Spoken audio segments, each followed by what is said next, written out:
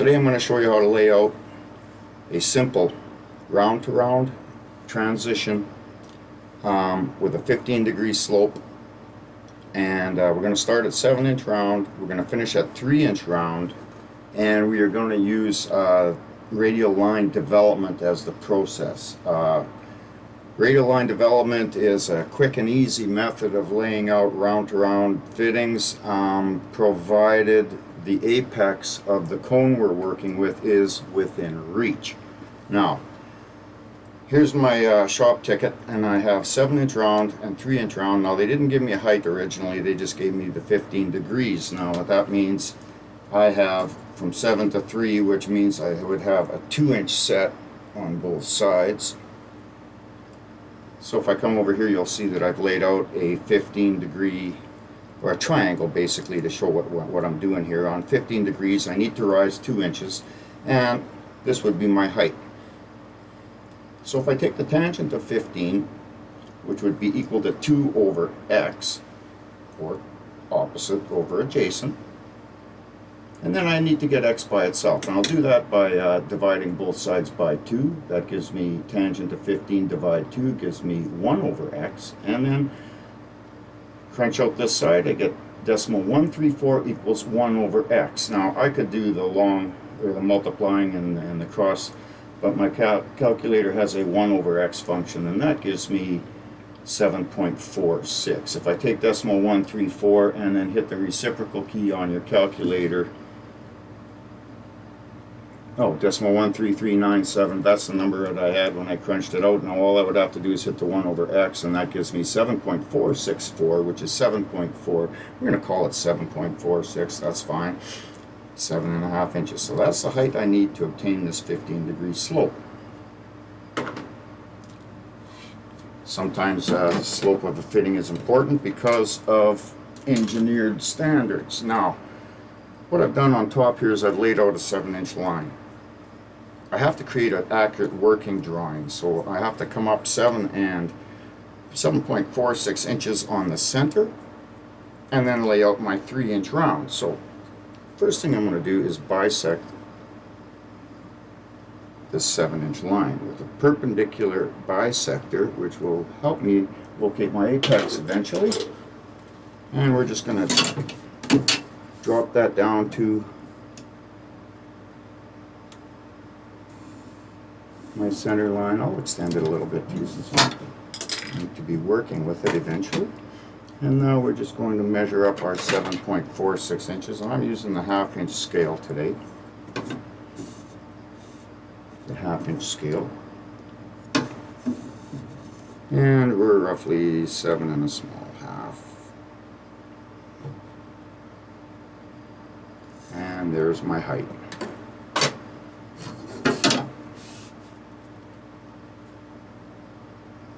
There's my 7.5 high. I'm just going to lay out 1.5 inches on both sides. 1.5 inches. And now I'll just check that to 0 and mark my 3 inches. And there I have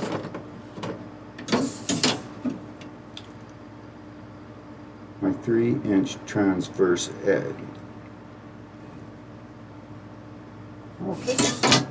Simply, I'm going to take these points back to my apex now. I found my apex.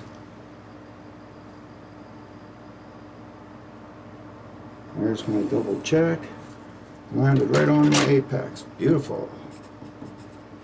There's the apex of the cone that represents 7 and 3 at 7.46 inches in height. Let's just mark that height in there so it's obvious to everybody. With a nice extension and dimension line.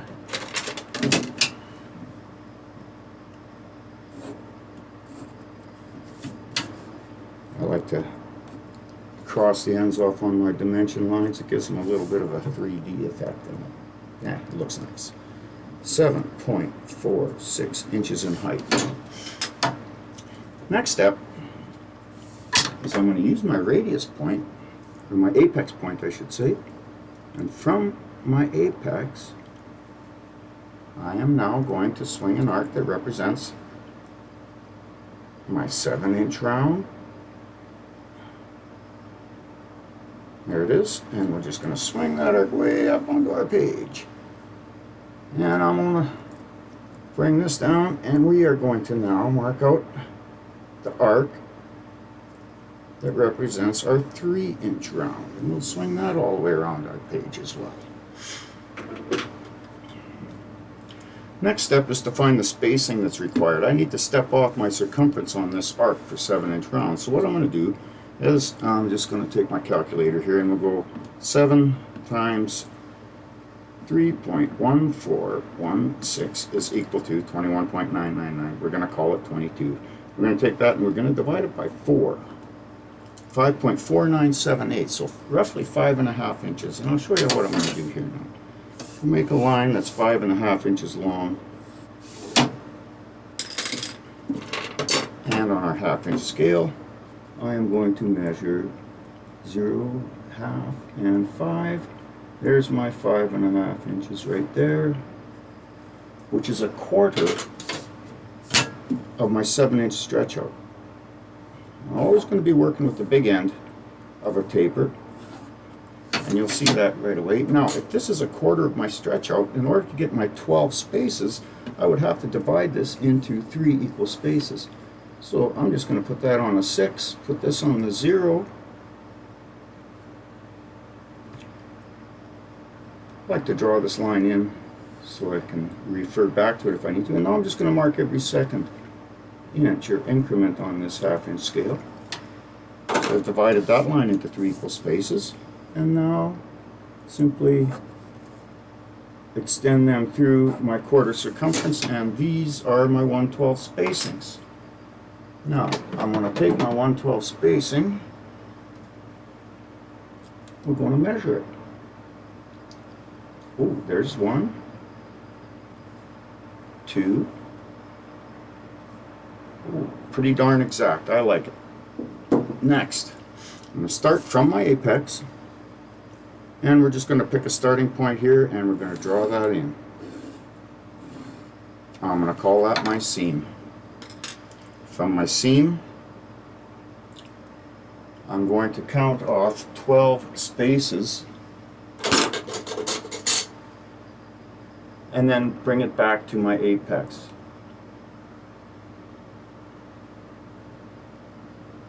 In order to do that, I'm going to zoom out just a little bit and bear with me while I focus. Okay, let's count them up.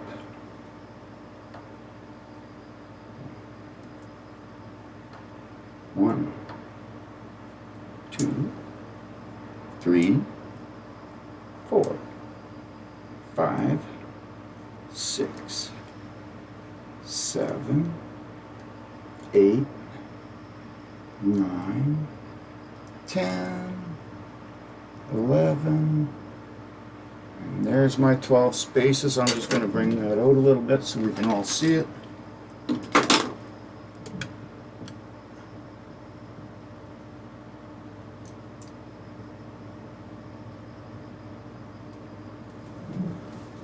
And there, we're focused now, and here we have it. 1, 2, 3, 4, 5, 6, 7, 8, 9, 10, 11.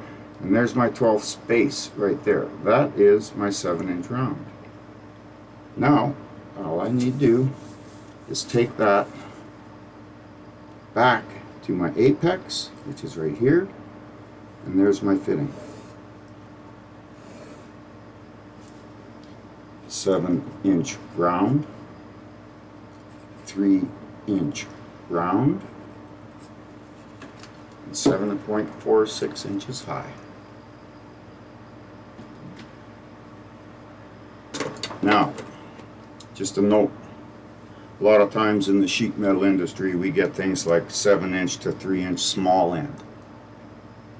Very important with radial line development that if I am laying out this rather than 3-inch round at the small end, if it was a small end 3-inch round, I would have to decrease this top dimension to 2 7/8 to represent that 3-inch small end.